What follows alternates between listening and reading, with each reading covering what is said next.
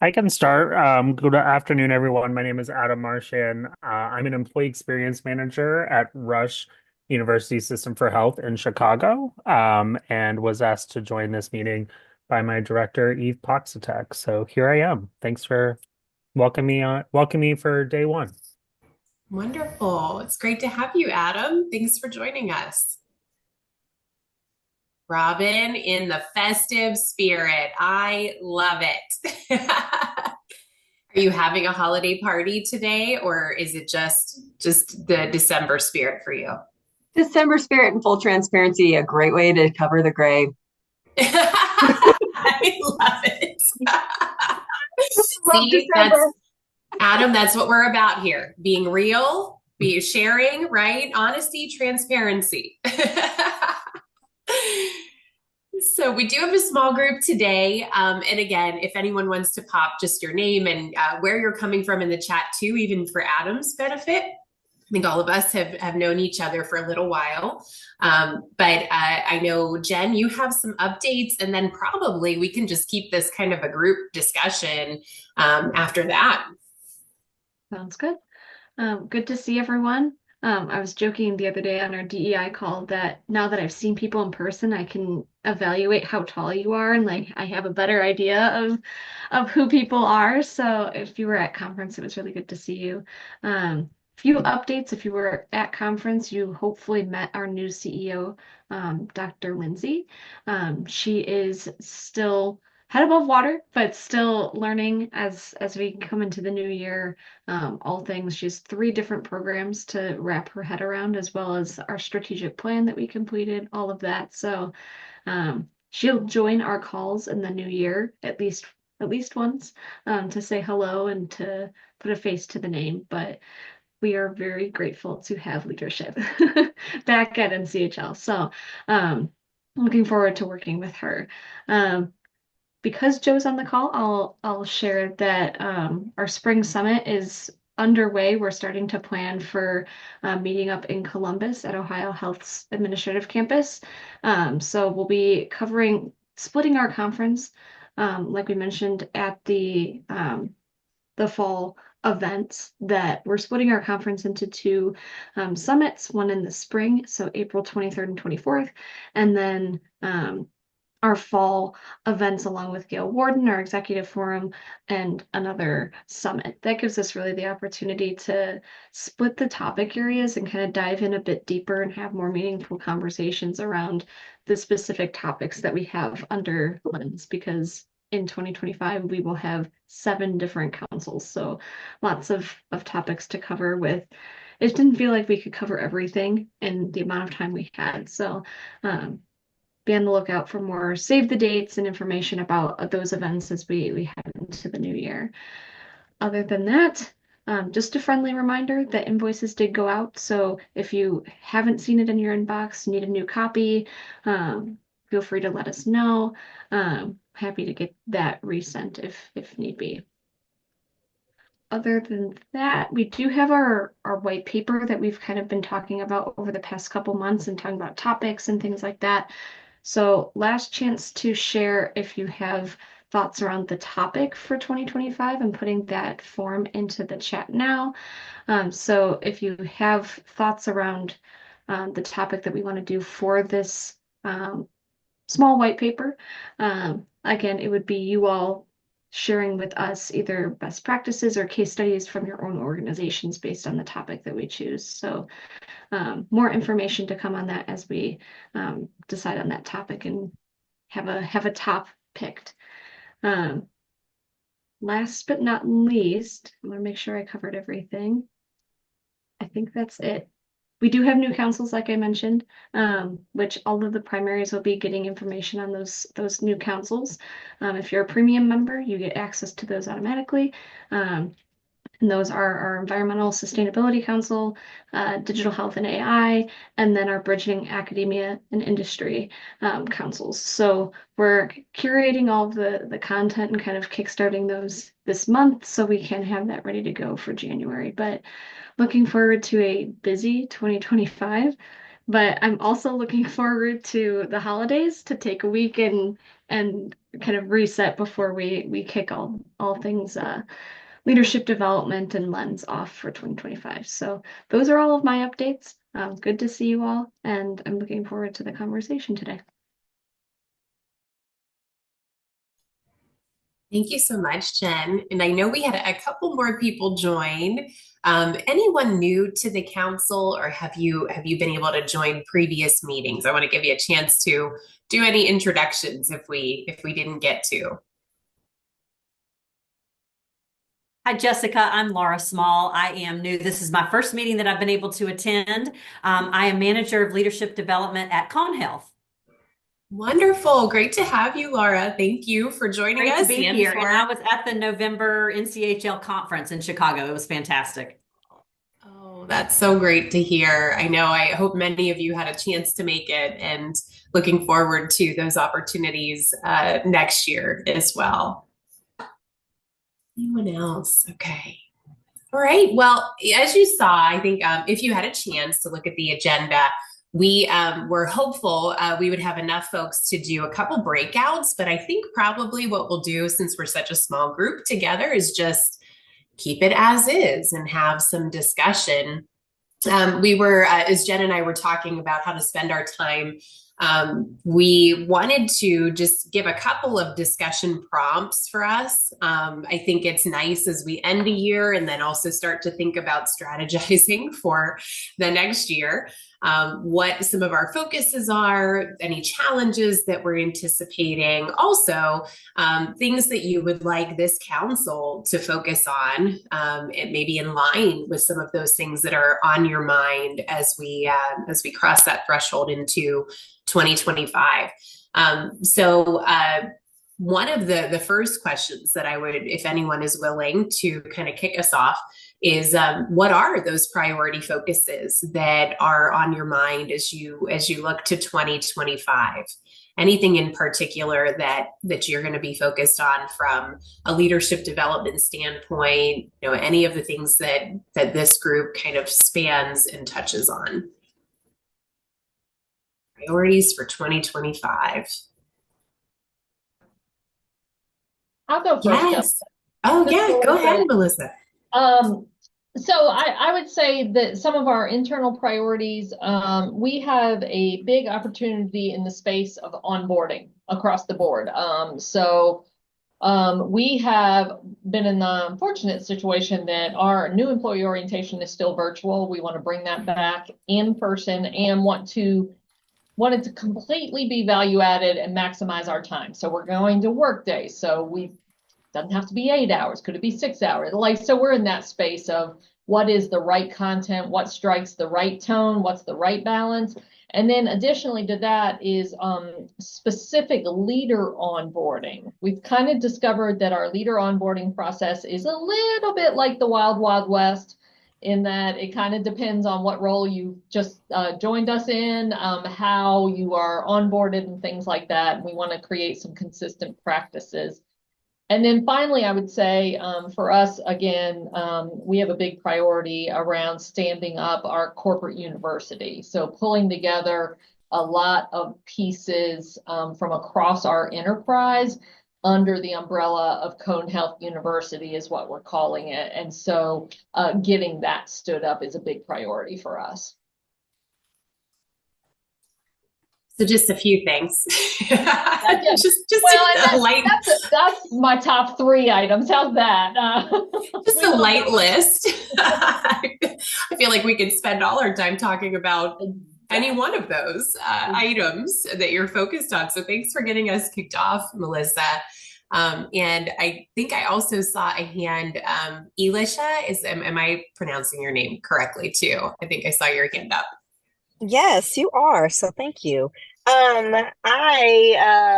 It's interesting that there is definitely some parallel between some of our priorities and what was Melissa just shared. So we also are looking at our leader onboarding experience and doing some revamping for that. And so, we've come up with a framework where we're going to have some concepts that we share with new leaders on a bi-weekly, not bi-weekly, every other month basis. But then also we have what we call leader roundtables, where we have subject matter experts that will come in and kind of facilitate a session on some of the operational aspects of their role. And those individuals will own those roundtables and that content for those roundtables to be able to kind of assist and direct our new leaders as they are onboarding. So really excited about that and kind of some of the changes that we're doing there. And then we just recently introduced our leadership competencies. And so we are now on the road of the phase 2 of that work with not only the adoption, getting individuals to learn more about and become, educated on what those competencies are, but then also begin to prepare their hearts and minds as we are developing the content that's going to be aligned to those competencies, and really developing the learning and development, the actual development culture that we want to have around not just the competencies, but around their, building leader capabilities, or what we say is competence and confidence. And so we are gearing up with that. We've got a lot of partnerships that we're working with, partners that we're working with across our system. I will say that, this is a collective effort, and we don't want it to be a learning and development or HR thing. And so we have, and we don't also want to be all things to all people. We have a lot of great partnerships that we're forging to ensure that this is a system-wide initiative. So that's kind of some of the work that we have coming out of our camp, and we're in our middle of our fiscal year, so we still got a whole half. So we're running feverishly towards that goal. So those are the couple things that we have. And if anybody has done this before, rolling out competencies is not an easy feat. So if anybody has any tips, would love to hear them.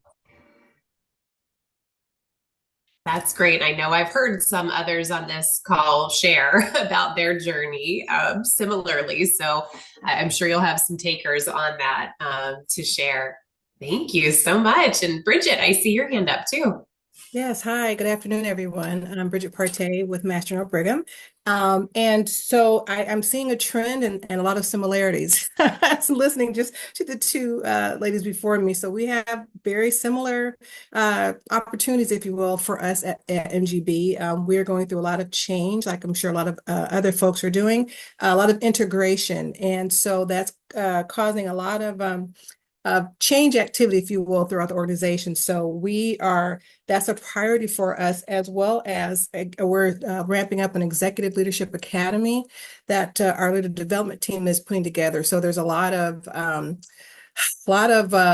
requests, if you will, and a lot of input from our senior leadership team to make this really pop off and go well. So we've been feverishly working with some different organizations such as Wharton School of Business, and Harvard to get together with them to put together some programming around how our executive academy is going to roll out. And I also want to pose a question to the group that if anyone has any best practices or tips around job rotations, we would certainly appreciate any recommendations or insight on that as well. So we've got some ideas, but we would love to hear from the Lens Council, from any of you that have had that opportunity to put something like that together and have any things that you'd be willing to share. We would certainly welcome that. And we then could share also how we put together our leadership competencies, Alicia and anyone else, because we did get an opportunity to do that a couple of years ago. And I also attended the meeting this November, so it was had an awesome time there. And I was very happy to have the opportunity to meet some fellow members and attend and come back to Chicago. I'm from the Midwest originally. I live here in Florida now, so it was good to get back near my home in the Midwest. So it was a great conference, and I appreciate the time there. So thank you. Thank you, Bridget. Anyone else want to share priorities or comment even on any that have been shared so far? I do hear some alignment. It certainly resonates with me too. I also feel like some of these things are cyclical almost, right? It's like weren't you doing it like 3-4 years ago? And now it sort of feels like you're doing it again, but in a different and evolved way. Particularly, I think this onboarding orientation thing, whether for all staff or for leaders, is present, right? What are the right ways to do it? Robin. Yeah. So at Intermountain Health, we actually just stood up our new caregiver welcome. This was the initiative for 2024. We were bringing everybody back from virtual back together again. So happy to talk about that. Our top priorities this year is putting together a leadership system that all 6,100 of our leaders would be a part of. So increasing utilization. We've been focused heavily on succession planning at every level of leadership. And then we have our Principles of Leadership pathway that touches every new leader and new to Intermountain. And then it's like, what else? How can we have more of a robust presence with all leaders at Intermountain Health? So designing and developing a leadership system that's really easy to track, that people know. So if you have experience in this, would love to hear from you.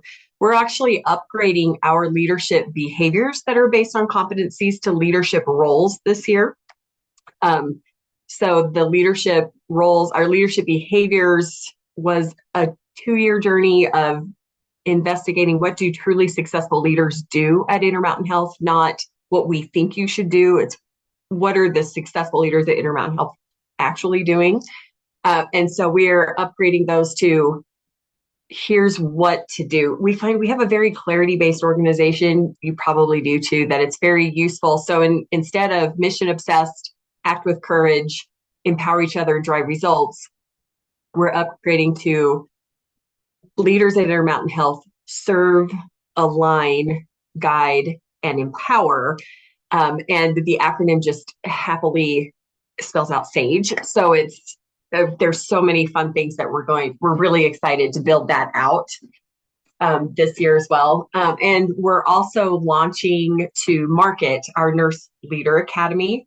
And we are really excited about this. So that's just kind of the tip of the iceberg. So we do have experience we worked with DDI very closely on our leadership competencies that fit within our behaviors framework at every level of leadership, including 360s at manager, director, executive level. I'm happy to connect around that. They were great partners for us to help stand that up about 3 years ago. So that's what's going on at Intermountain Health.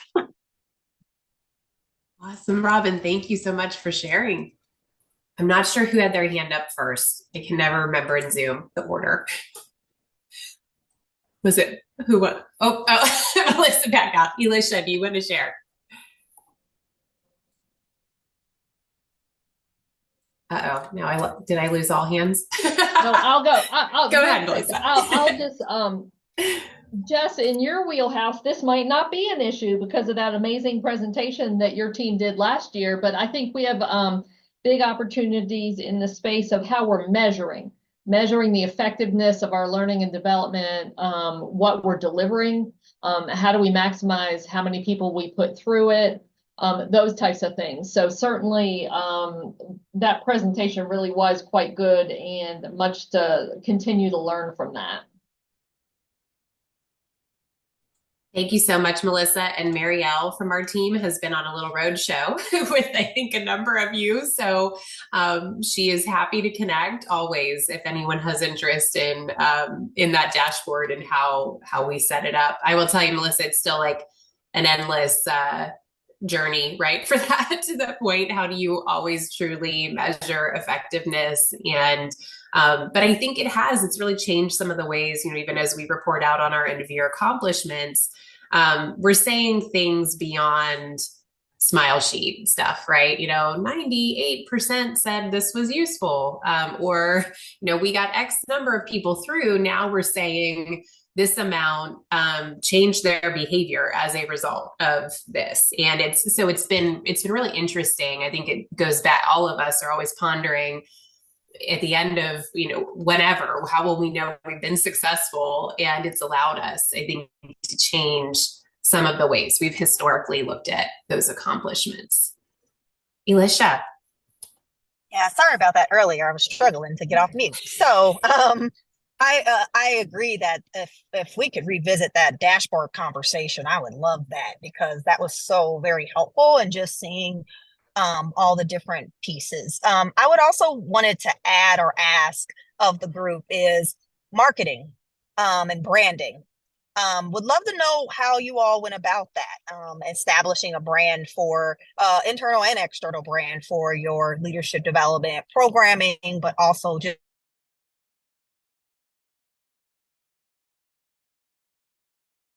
on a panel one day.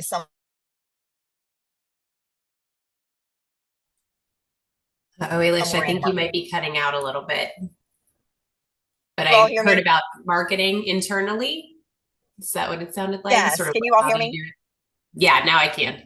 Okay, I was just saying that yeah, the branding and marketing internally, but also externally, and how you go about doing that, I think is great. And just kind of like, how are you tying your employee value proposition into the how you market internally that as well. So any insights that anybody could share, I would love to know more about that. And then also, I'll just throw out there, we also have a great partner, the Center for Creative Leadership, that we've been working with as well with our competencies.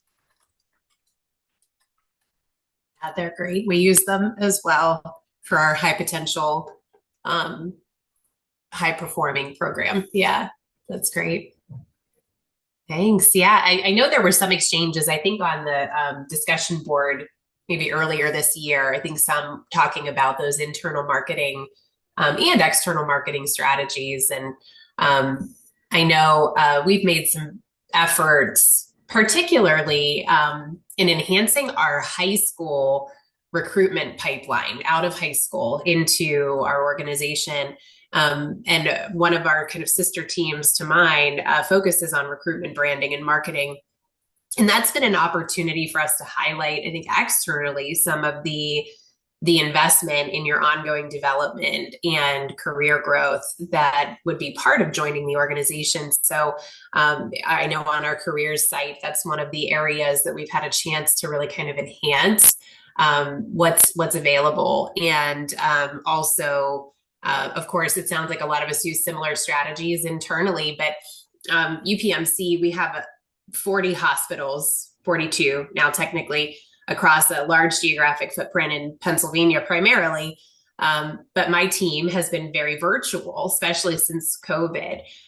In 2025, we've made a plan to get out back on the ground to a lot of those sites. So similar to even what we're talking about with orientation, and I think there's a lot of desire.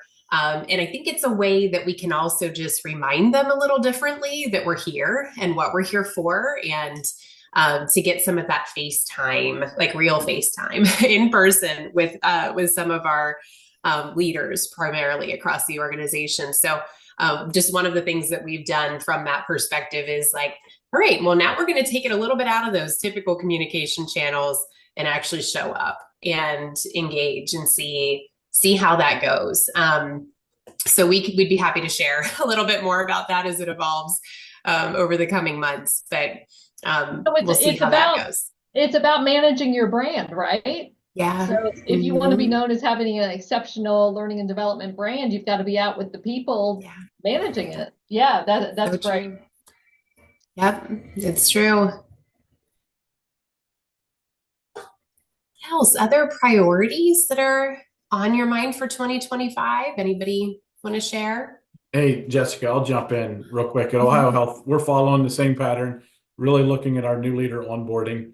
And one of the things that we're going to do in 25 is look at a three-pronged onboarding approach for leaders, whether it's a first-time leader, an internal promotion, or an external hire, and creating a specific path for each one of those, recognizing that there'll be some overlap for each one, but they would also, each leader in that category would need something a little specific.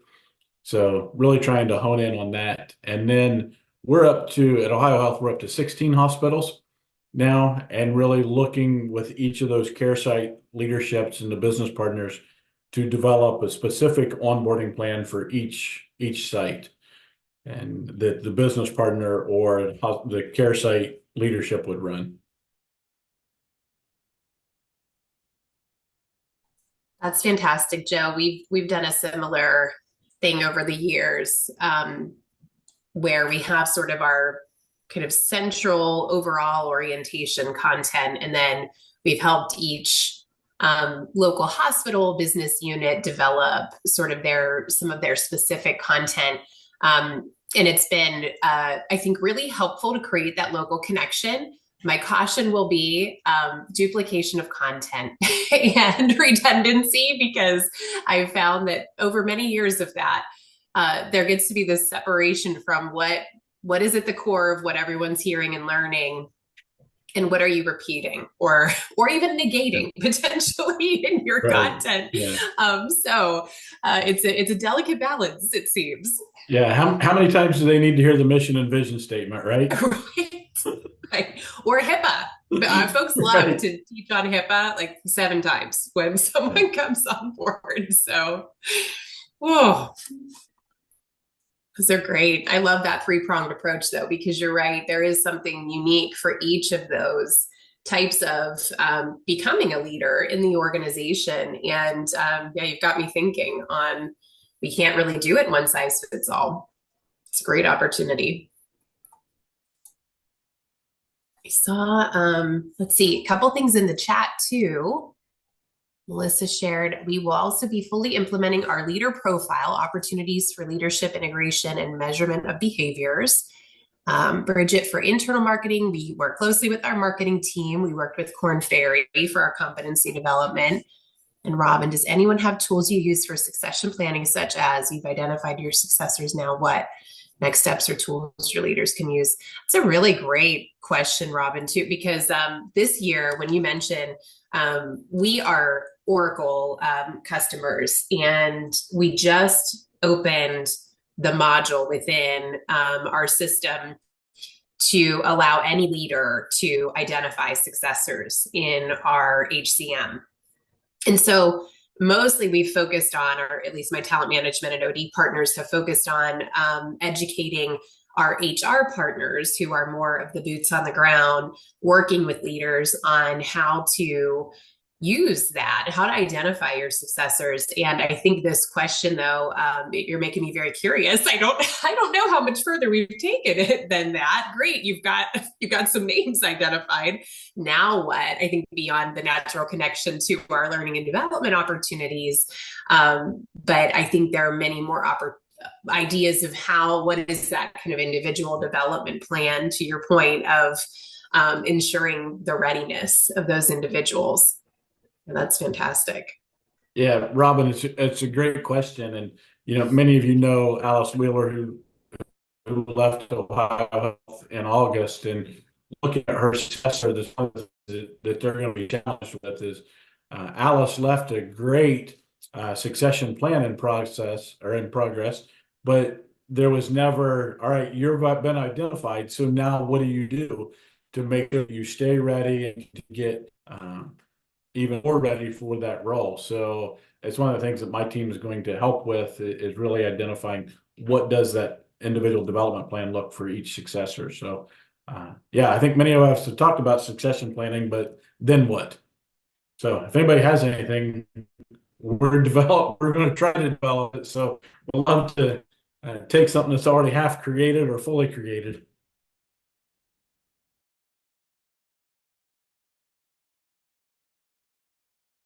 Going to be a great topic for our next white paper too. After this one, Jen. Once we figure out how do we get those successors ready and share those best practices.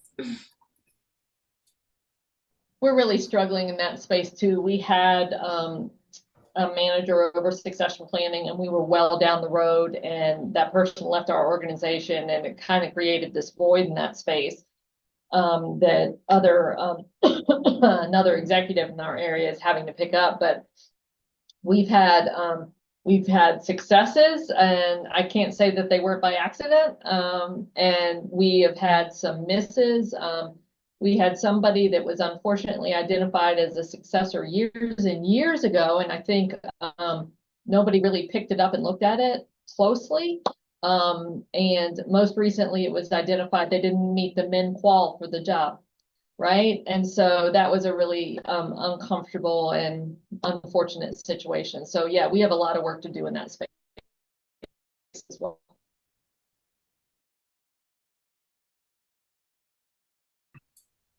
Oh.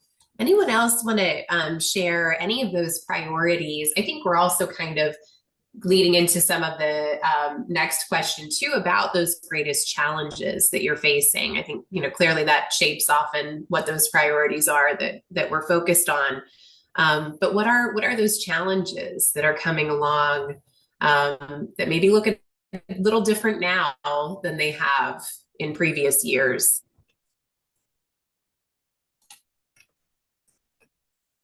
I can share that I think, for example, our organization is transitioning fully to Epic in fall of 2025 into 2026. We have upwards of 90,000 people that are going to need to be trained in some form or fashion to make that transition. We are the largest organization that Epic has ever done an implementation with, which is often our case. It's tough, to think about scaling always. And so at any rate, I say that because amidst the number of other financial challenges and priorities that we have in place, we have this focus on getting folks trained on Epic. Great. When it comes to the things I love and adore, can't say Epic is really up there in terms of what I love developing people around. And so part of what I think I'm facing as we get into 2025 is how do we ensure that these other really critical and important aspects of development for our leaders, for our staff, for those high potentials, for anyone, don't get kind of prioritized lower because we've got to get through this immediate task of training individuals on Epic. And so I think that's always sort of top of mind is we can't just drop those other priorities in order to achieve what's very present. We need the leaders that can manage change and lead these teams really effectively. So I think that's something that's kind of present and what I'll be grappling with in coming months, especially.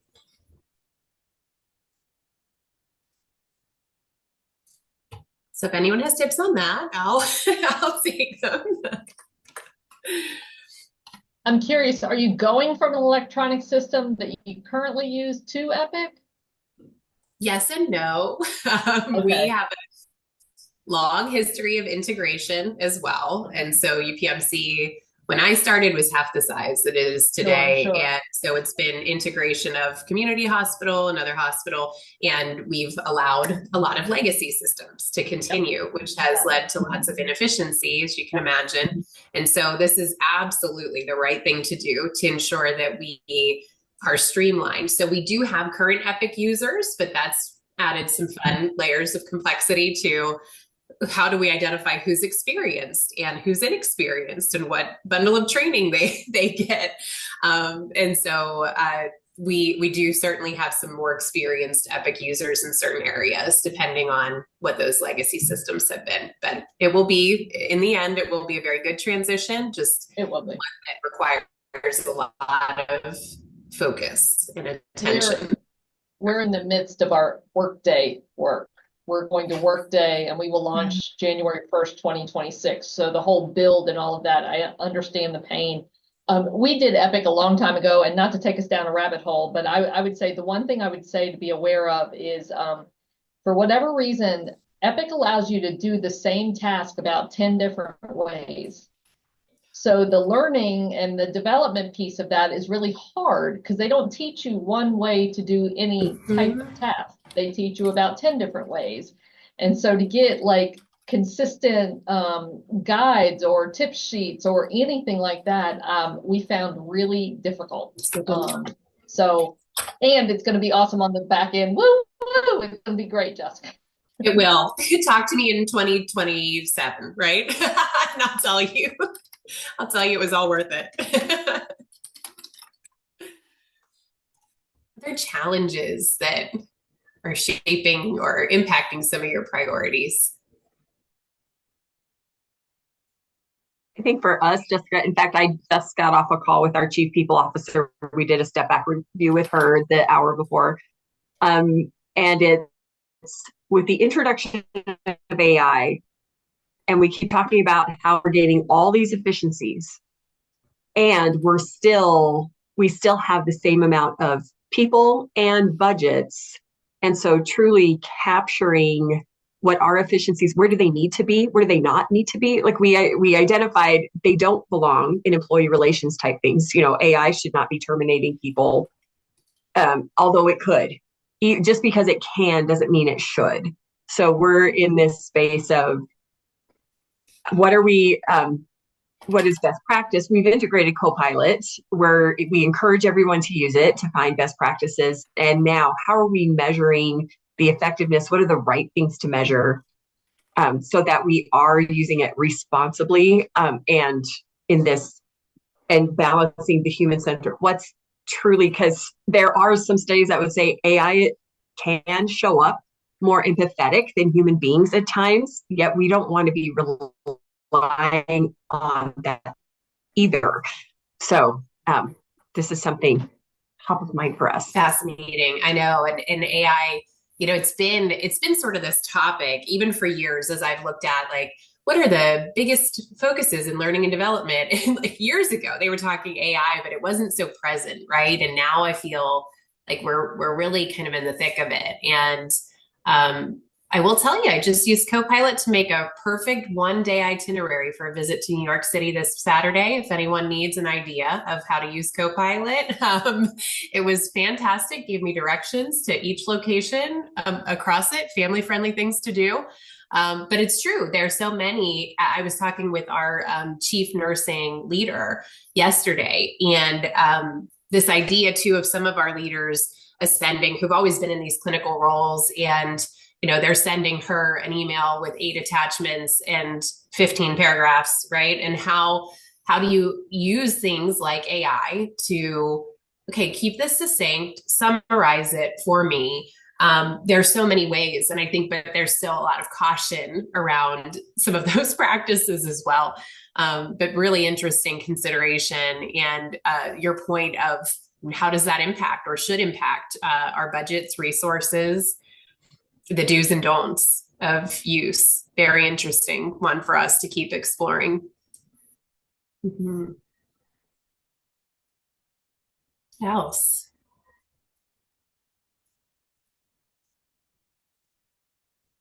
Is there anything, as you think about this council and even how we approach this year? I think Alice got us into such a nice place with Jen and Malia to have a sort of a best practice feature usually from an organization each month, and then some open discussion around that.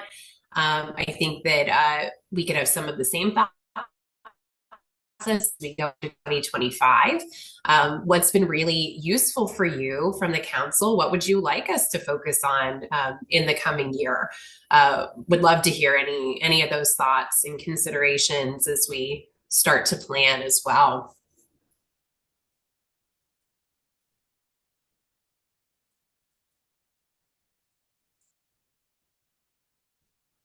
Jessica, one of the things that comes up for me, one, I really like the focus of people who are doing something really well coming in and talking and presenting.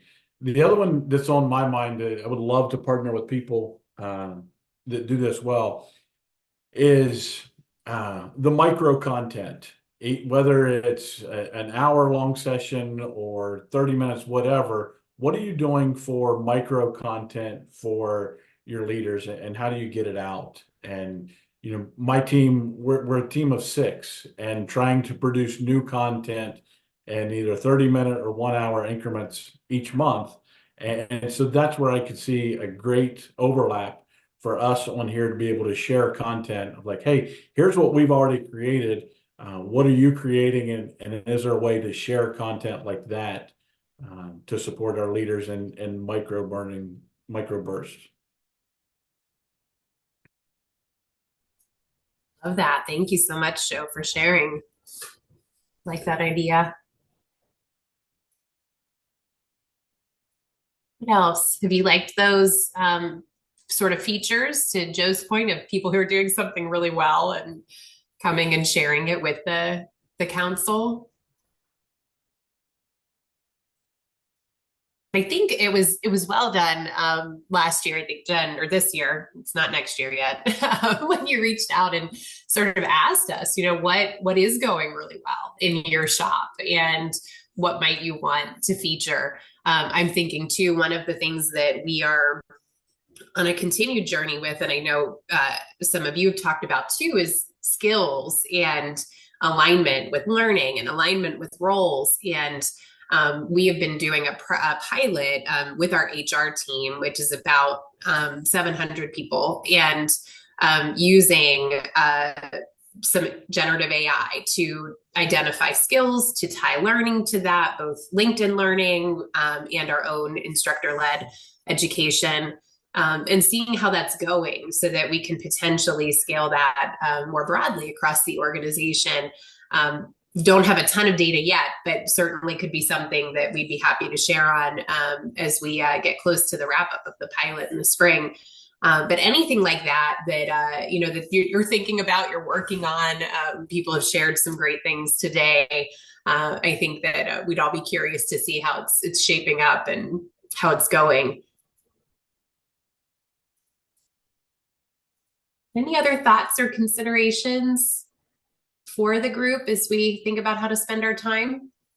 Yeah, Jessica, if I can, just rather than Robin and I having a chat here in chat. So to answer that real quick, once a month, we do a 3 to 5 minute video on any random topic. And we have a phenomenal technology person that records it for us, edits it, makes it polished, looks like a Hollywood studio produced it. They're great. And so we send that through an email distribution, and then we offer 4 to 6 1-hour learning forums each month, usually 2 different topics, and we'll offer it 2 to 3 times each. And we're creating them in PowerPoint, and then our facilitators are leading it through WebEx. But like I said, we try to create new content each month, and we're up to like 50 to 75, and it's like, okay, where do we keep getting new content? And so now we're starting to refresh some of the older stuff, but that's where I'd be happy to share our library of, like, here are topics we've produced and what do all of you have, and is there a way to share from there? Joe, do they opt in, or is it just it's just blasted to all leaders? No, it's opt in. We'll send in that once a month, or in that 3 to 5 minute video, we call it a connection, and it has our schedule and the links to register, and then we send them the link for the actual session, and it's just opt in. Yeah, no, we haven't used AI yet for content, but that'll be the next step. Right now, all 6 of us are executive coaches, and we're just taking what we hear from throughout the business and coming back, and we'll do a bi-weekly content brainstorm and generate. So right now we're already looking at the next thing we'll create will be released in either March, or we might be up to April now. So we're trying to work that far ahead, but it's crazy. We're developing stuff that'll be released in April, but teaching different content now. So it's a fun cycle. Joe, what are some of the top topics that you're focused on right now? The ones right now is it's crazy. I just led them this week and I can't even remember. The power of assuming positive intent and understanding self-awareness and why it's important. Those are great.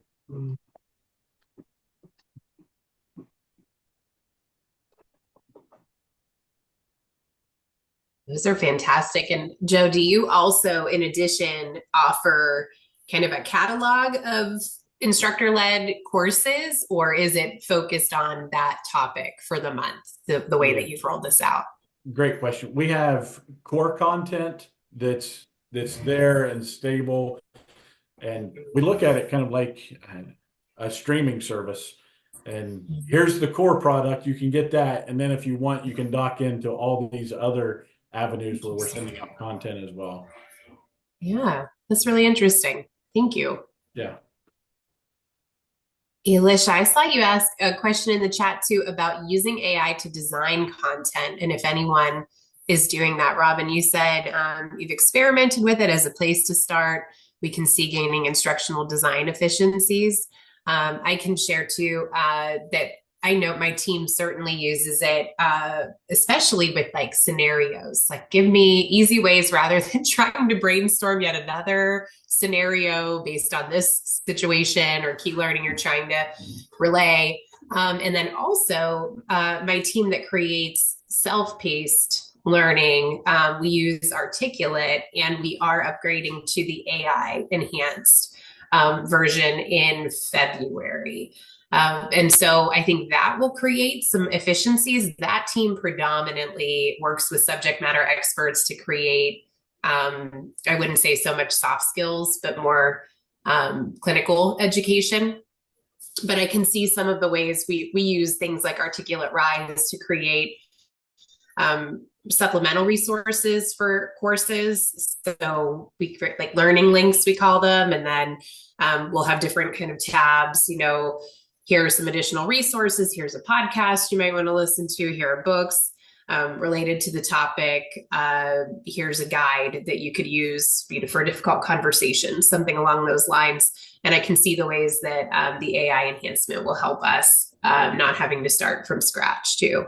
Anyone else using AI for design?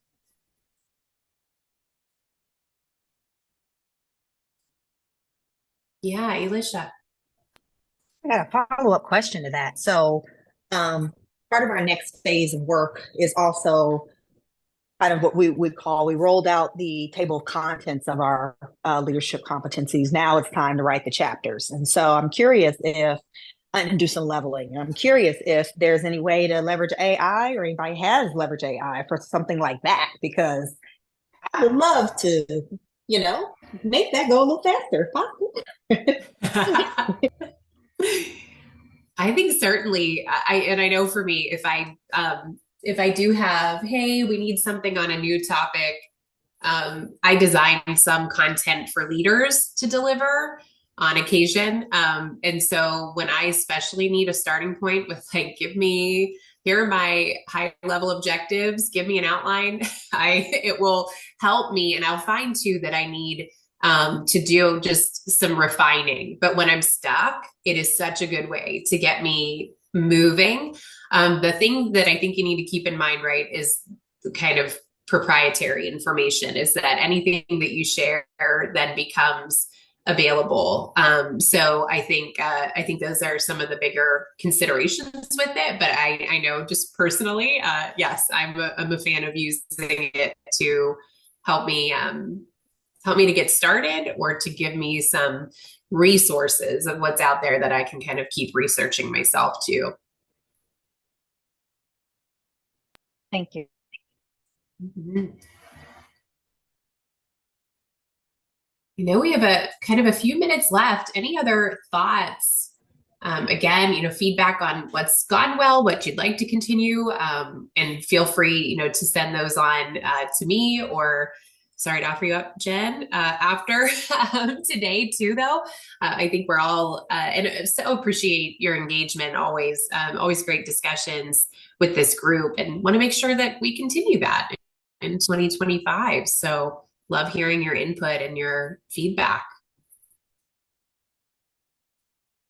And I've been taking lots of notes today, so I'm sure as we start to think about what are some of those topics, you've given us quite a few.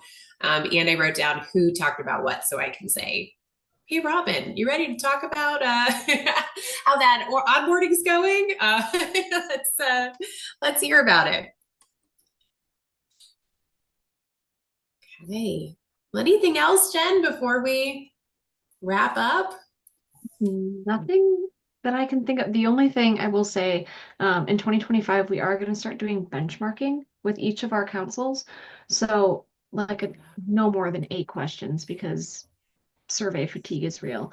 But just talking about like how your teams are structured or who you report to, small surveys like that, that we can come back to the table and talk a little more in depth about whether it's the structure of your teams or the external vendors you're working with, Workday, Oracle, etc., or the different kind of paths you're on in terms of where you are in onboarding or using AI. There's lots of opportunity, but our research team is working with us to start to put together some of that information so we can have a little bit more data behind the conversation as well. It's fantastic. Excited to hear it. Right. Well, then I think it's time to wish everybody happy holidays and hope you get to spend some time disconnecting, spending some time with loved ones, and we'll look forward to reconnecting in the new year. Thanks, everybody. Take care. Hey, everyone. Yeah. Thank you. Bye.